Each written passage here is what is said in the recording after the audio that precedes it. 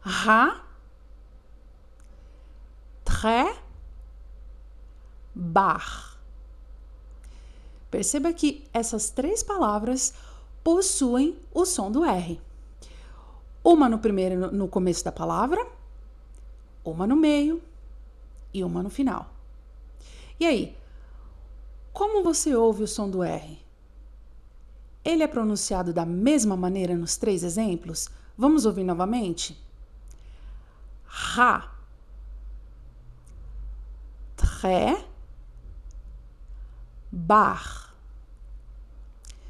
Na primeira palavra, na palavra ra, o R veio aí no começo da palavra. Então, perceba que ele é bem forte, gutural, produzido aqui na garganta. Ra. Na segunda palavra, très, o R vem aí depois de uma consoante. Então, ele já não vem no comecinho da palavra, é o segundo som. Très. Repare que ele fica um pouco mais fraco. Très. Um pouco mais fraco, mas ainda assim é um som forte. E por último, nós temos o som do R no final da palavra, aí em bar. Perceba que ele ainda é forte, mas já é mais fraco. Ele já ficou mais fraco.